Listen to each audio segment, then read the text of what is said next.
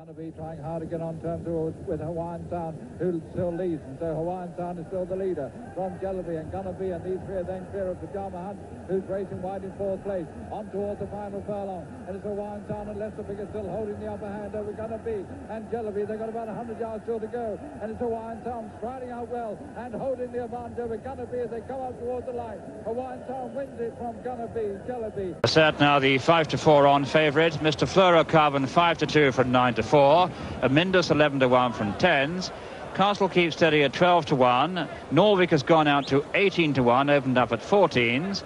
Be My Native is steady at 20s, and Save Primula is now 100-1. They all share. Well, Norwick's taken a bit of a walk in the market, but this is him we're looking at. Greville Starkey riding for Guy Harwood. He was a very smart 2-year-old, was Norwick, winning 5 of his 9 races. And although he's failed to win this season, he's run some cracking races, notably when 5th, beaten just 6 lengths by Golden Fleece in the Epsom Derby. Last time out, he was outpaced in the final furlong when a couple of lengths second to Jal Mood in the Mecca Bookmakers Scottish Derby. That was at Ayr. He's usually ridden up with the pace, and over today's trip could take all the catching. He's a bit on the smallish side, as you can see, but he's tough. That's Norwick, who was 18-1 at the last show, number 7.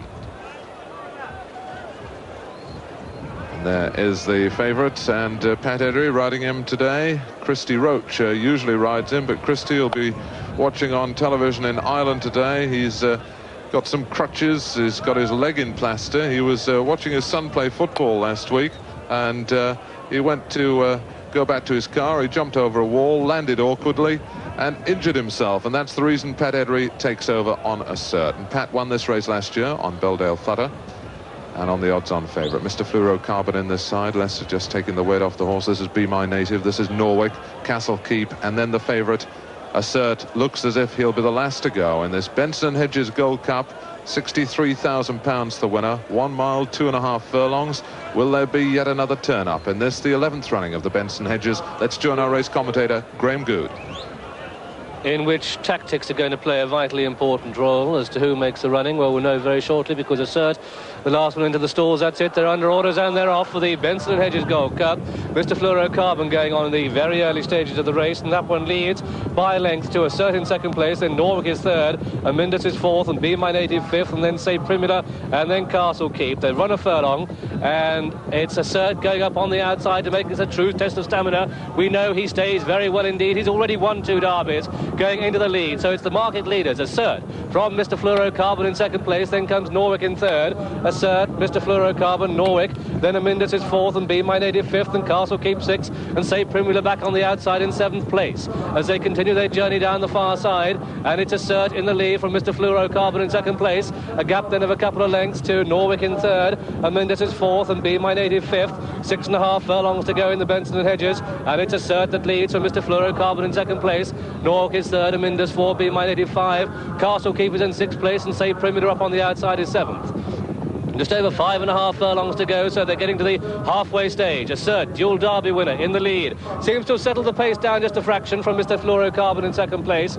Then close on the heels of the leaders come Norwick in third, just being chased along that one, as Amindus goes into third place on the outside of Norwick. As they make the turn into the home straight, Assert in the lead from Mr. Fluorocarbon. Then Amindus, Say Primula towards the left of the picture, Castle Keep going well in behind them. Be My Native is just struggling. 3.5 furlongs to go. Assert, Mr. Fluorocarbon, Amindus, Norwick, Castle Keep, Say Primula and Be My Native. Just over 3 to go, and Assert in the lead, lengthening his stride from Mr. Fluorocarbon. Lester Pickett in second place.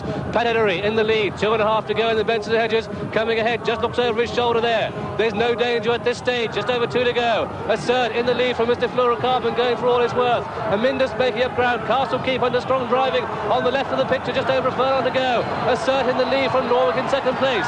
Then comes Mr. Fluorocarbon, who's beaten. Then Amindus inside the final furlong. Assert in the lead from Norwick, Amindus. Castle Keep from Mr. Fluorocarbon.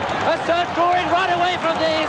Going to win this very, very handsomely indeed. Assert, a very impressive winner Assert is the winner. Norwick is second, and Mindus third, a photo of 4 between Mr. Fluorocarbon and Castlekeep, then beat by Native, and trailing them came Save Primula, and so the result of this, the 11th running of the Benson and Hedges Gold Cup, and you can see there, Assert so full of himself, tossing his head all over the place, giving Pat Edery 1 or 2 anxious moments, having passed the post, but none at all whatsoever in the race. He's turned out to be the winner. Number 4, Assert, owned by Mr. Robert Sangster, trained in Ireland by David O'Brien, his first Group 1 winner in this country, bred by the Moyglaire Stud Farm Limited in Ireland, and ridden by Pat Edery, number 64, and by far the most important winner in this country for Pat Edery. Second was number 7, Norwick, ridden by Greville Starkey. Third was number 1, Amindus, ridden by Jeff Baxter. That's the 1, 2, 3 in this, the 11th running of the Benson and Hedges Gold Cup.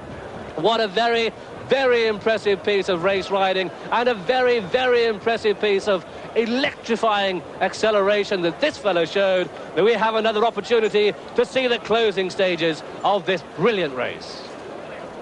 Marvellous jockeyship, Pat Edery bouncing back after a terrible fall just half an hour ago, and this horse who had a hard race at Ascot, bouncing back. Look at him, he's bouncing over the ground, his stride devours the ground, and look at this, he's lengthening his stride and going clear. Pat Edery looking round, there are no dangers at all. That's Norwick on the rails, who's just going to hold on to second, with Aminda staying on at 1 pace in third, Mr. Fluorocarbon disappointing in fourth, but look at this, easy, 6, 7 lengths, it's very easy indeed. No doubt about a certain Pat Edery. They are the heroes today.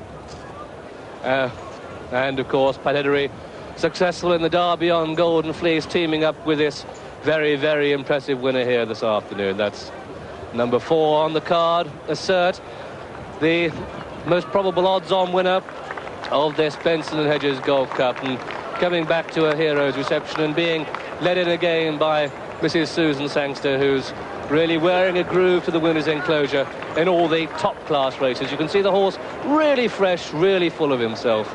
Very, very impressive performance, this, and what a bargain he is, because he only cost approximately £16,000. This son of Be My Guest out of a Seabird mare, and coming into the winner's enclosure now. That's just preceded by Norwick, who ran a great race to finish second, ridden by Greville Starkey.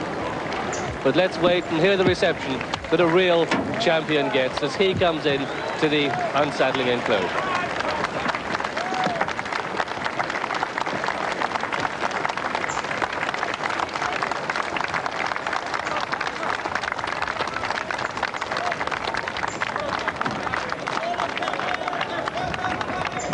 Well, Pat Edery in a real purple patch at the moment. Successful in Ireland on Saturday, and abroad in the far side in France on Sunday, and there he is on yet another champion, another Group 1 winner, no stranger to the big occasion. And there, just on the far side of Pat, is owner Mr. Robert Sangster, and with him the delighted young trainer David O'Brien, who looks certain to step into the shoes of his father and train many, many top-class, really good horses. And he has a real champion in Assert. A very, very forceful race for a horse who got beaten last time, and no messing about, really. Well, we discussed it this morning, and said, kick on, because at Ascot he changed his legs about 5 times, and he's a beautiful action horse. So I said to Pat, just kick on. And well, we can see him kicking on. I mean, he really does stretch. It's very noticeable. He has, of course, a white foreleg, so it makes it accentuate. But his legs do really stretch out, don't they? More than the average horse. In fact, he changed his legs there for a second. He appeared to change his legs several times in this race. Phil Ball wrote to me after the Irish Derby and said he was the best action horse he'd seen since Tudor Minstrel. So, well, oh God, ain't too wrong, is it? It's not too wrong, and of course he's not too slow, because he's really left this lot, who are no mean animals. He's left them completely. Do you think, looking at that, I mean, perhaps you want to think, but do you think that he's run better than he did in the King George? Because in this thing, Calaglow, of course, is still the champion. I'd say that's the best race he's ever run. I would say he's probably about 4 lengths better than the King George. So. Well, if that's the best race he's ever run, we're into best horses that you have. I mean, we're into, as you know, the Golden Fleece story. There he is. When he won the Derby, we were all thinking, well, that's the best horse around. I mean, see this horse winning. How do you compare the two? Difficult question. I mean, they've run together twice. I would say... Very hard, very hard. I wouldn't commit myself. Well, look, I tell you what you can commit yourself on, or well, not commit yourself, but you can... I mean, on the form, yeah. you'd have to say this horse is improving. Golden Fleece has had a setback. I mean, he's been slightly under a cloud. I mean, there's no point in running him if he's not going to win. I mean, we've proved that what is it? We get criticism for not being sportsmen running horses, but I mean, we've run this fellow every time. I mean, if a horse is ready to run, we run a ledge all the time. We'll run them, but we're not going to run them just for the sake of running them. Of course, we've got enough horses not to have to run them. But Robert, at this time of the season, the ledge, in fact, had a bit of a cloud before he won the Arc. Now, would if he came right and Golden Fleece then suddenly was really sort of eating up the ground at home, because it's the same at home. Oh, we'd run him. Oh, we'd run him. But would you? There's an obvious clash in the Arc. Would the two of them run together in the Arc? I'd love to know the result. Yes. But would you, in theory, I mean, say yes, all was yes, equal, yes, they would run against each other? Yes, yes. And because they're different partnerships.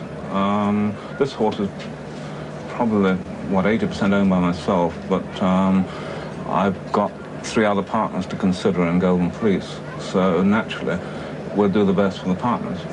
And I'd love to see them run against each other. And what we haven't discussed is what we talked about, Clyde of a Golden Fleece. I mean, to what extent is that still there or lifting? Do we have any bulletins? Well, Vincent wouldn't run him unless he was 100% right. And the Joe McGrath seemed... I mean, I came back from Saratoga on Saturday and had a chat with Vincent and Bob Griffin, our vet, and he's on the way, but I would say he's about a 70% chance, 60% chance, maybe 50, 50-50 of running, because there's no point in running him unless he's going to do himself justice. You know, he's an unbeaten horse, and we want him to be 100% right on the day. You know, I mean, it's like a boxer going into a fight, or a cricketer, or, you know. I mean, luckily we were able to win that race with Pat with one hand. One-handed Pat. Robert, thank you for talking to us. Last question. Assert he keeps on winning. Say he wins the Arc. Do the economics make him have to go to stud, or will he campaign? Will we see him next season? Well, David thinks he's improving all the time, and we think we've got another one. The Mill Reef colt, Powder Cell, that won. He's out of a 2-miler. Won the Hungerford Stakes. His first run this year, and David would like to run him in the Joe McGrath. Now, if he won the Joe McGrath a mile and a quarter, he'd go for the Arc as well. You know, we're not frightened to take each other on. So it could be three of your own. Three against three. Right. Thank you very much for talking to us. That's Robert Sangster.